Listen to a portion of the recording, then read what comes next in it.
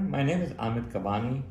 As we started our video series starting January 2021, and this is our third series in terms of hospitality outlook in 2021.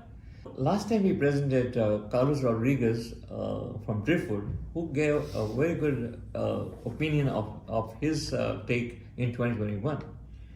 But this time I'm presenting to you John Lancet. In a minute I will introduce him.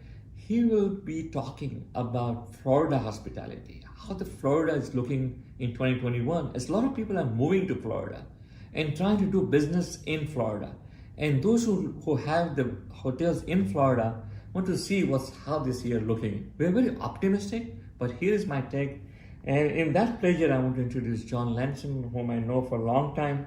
He's been with HBS for like over 25 years, have appraised and considered over 1,000 hotels, with resort, hotels, vacation ownerships, and a mixed-use development, And he's been done for like over 22 states and 26 countries. With that kind of experience, graduated from FIU, from where I have graduated from School of Hospitality, and a certified real estate appraiser for a long time. I want to welcome John Lancet to be here this time. Thank you. I know how much we have done, so many forums, and we had did last time on 2019 when you really graciously gave an uplook, and we were all looking forward before COVID came, Right. So, and now I don't want to discuss 2020 because that's year gone, but I wanted to just give a glimpse of your feedback coming to 2021 from 2020, and then we start talking about it. Sure. So far, I mean, we're 2 months in. We've had a pretty slow January, coming out of the gate for at least our business. But there have been some transactions that occurred. I think the challenge for this year, for 2021, is going to be more for those markets that rely on international visitation, right? So the key markets such as Miami and Orlando. Right. Those markets that depend on convention business, Miami and Orlando. And then there are some markets that rely on cruise ship passengers, right? And so if you look at Port Canaveral, Daytona, Orlando, Fort Lauderdale, Miami, I think that we had all those pre and post cruise business that just kind of evaporated without those cruise passengers. Absolutely. That's the bad part. I think the good part though is that people yearn to have those vacations, and since they're not going on those cruises, and it's unlikely that they'll be traveling internationally, it bodes well for drive-to destinations. Right. I think there's a certain convenience for cruise traffic where it's you don't have the bag drag, it's convenient travel, and I think that drive-to markets are going to do well in Florida. Excellent. Right. So I think generally speaking, our firm stance is we're thinking that there'll be a full recovery to 2019 RevPAR levels by 23 or 24. Okay. Some markets that are doing better with the drive-to should recover by 23, but with the convention business and the international travel likely to be 2024. So let me ask you, like full service hotels have really suffered a lot, Right. And Florida has a lot of good full service hotels, So how this year full service hotels, have you seen any sales sold? What kind of feedback from your point of view look at? It's kind of interesting because I was just kind of looking at the full service hotels and where they've been selling, right? And we have a handful. I'll share a few with you if you can. And I'll give you the locations. Bay Harbor, here in Miami, saw the sale of a 96-room boutique. St. Petersburg had a sale of a Hilton hotel.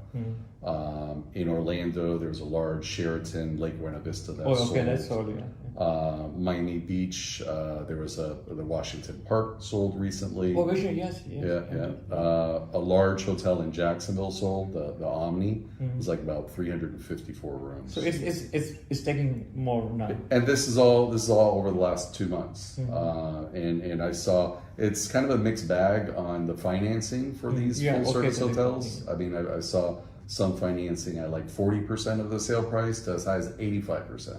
I see. So we didn't see a lot of transaction in full service, but we're out of the gate kind of fairly strong, at least for the first 2 months. So what kind of people who are buying this, like very strong group? I would say just looking at these, Lupert Adler was a group that bought the Hilton and also the Islander and Isla Mirada. Right, yeah. So it's funds for it's the most funds, part. yeah. That's what I thought. Right now that are showing the propensity to buy the full service. And I don't know, we are most of our business in limited service hotels, you know. All right. And I said that starting 2021, I see there's a lot of interest coming up. How do you see sales on the limited service hotels? Yeah. So, look, last year we saw a lot of talk about the conversion of maybe some of the older limited service hotels that be converted to some other use. Right, and there's still some of that going on. But it's still going on. You also have to be careful about the zoning for those particular properties and whether they allow for like a multifamily use or something. But we've seen some sales recently. Again, in 21, we saw the Residence Inn sell in Coconut Grove. That was an older that was an apartment building that became a hotel, and then it might go back to another use now. Oh, is that right? Right. So it kind of gone beyond its economic life. Oh my God, that's a good one. So we got the Residence in the Grove that sold. In Lakeland, there was 2 properties that sold. There was a La Quinta and a Motel 6. I saw a Quality Inn sell in Hollywood, an independent hotel in Captiva, a Red Roof in Tampa. There was a property called the Nautilus Inn that sold in Daytona Beach. So we have a good amount of traction for limited service hotels.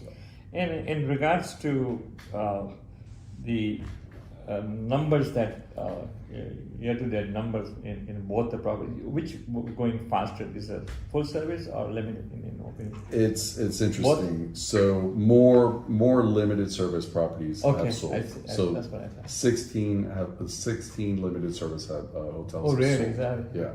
So the total was about 198 million for those 16 properties. It was kind of an interesting blend because you had more properties of limited service that were involved with portfolios, right, that were part of a portfolio, and that represented about 57% of overall sales. Got it. And the rest were just individual properties. But the average price for limited service hotels so far this year has been about $65,000. 65,000. Okay, Yeah. That's and we are experiencing a lot of sales on conversion to multifamily that we talked about earlier. But in financing wise or refinancing, what is your take right now in what you're experiencing? Well, but just before I jump into the refinance, I wanted to share with you that on the full service side, that it seems to be the average price for the full service hotels was about $188,000 per room so far, and that was more of a blend or an even a blend between portfolio sales and individual sales. So in that manner, are you seeing that 2019 numbers? If somebody's saying, give us the opinion on 2019 number, how much the value will go back? A lot of people are talking about distress, like we talked before. Yeah. So how do you see 2021? Is going to be a more distressed level price, or it's going to be more? How do you see that? I don't think so. I encourage everyone to read a great article called "The Fire Sale That Never Happened." Okay. And I think that's last year. Everybody, including our firm, was of the opinion that we're going to see distressed sales anywhere between 20 and 35%. Right. I think that the reality is that values are holding strong. As you know, there's limited hotels that are available for sale. And I would think, if anything, you're probably going to see sale prices compared to 2019, maybe at 19 prices or to a discount of up to 15%. Really? Right? And I think generally speaking, I think you'll have some outliers, but I don't think we're going to see that significant amount of discount unless you're in the urban market, counting on international business or convention business or highly reliable cruise business. Oh yeah, right. Because it's going to take a time to ramp back up. We're not talking about financing. What would you tell me about? Yeah, financing is interesting. So I kind of just looked quickly at where is the refinancing going. Okay. And for the most part, we're seeing it go towards full service hotels, which are being hit the hardest operationally than limited service. So just this year, we had the Westin Sarasota of Coulter that was refied. The Plaza Ocean Club in Daytona was refi, also full service. The fabulous Little Palm Island down the Keys, luxury resort refinance. The Como Miami Beach, the Holiday Inn Sanibel Island with Ocean Properties, and the Radisson Worldgate. So the majority of the traction that we're seeing is for refinancing, but in the full service space, and I think that is kind of giving them the lifeline because they got hit the hardest. Right? And then lastly, before we end, as we are going to 2021, what is your one piece of advice or your feedback as this year we go in terms of opportunity when people are looking at what should be like, people are running the property, how this year will look like in your opinion to stability, 2021? I guess my word of advice is to be realistic about what's to come, right? Realistic about when that rebound will come. Look at how strong average rate has, what a strong decline you had and what the recovery period is. Try and get a real handle about how that recovery is going to affect your bottom line. And then when you're doing your pro forma for the recovery, you have to acknowledge that if we're talking about limited service properties that have a good amount of hourly employees, we got the hourly rate increasing, right? Exactly. So you're going to have some more operational costs, and these are really things that you have to account for when you're budgeting, when you're looking at buying a hotel. And the good news though, is that our management companies have found creative ways to operate efficiently. And I kind of saw that last year, and that should kind of bode well for operations in the future. So it's just caution in the wind and recognizing the time it's going to take to recover. John, thank you so much. I really appreciate it.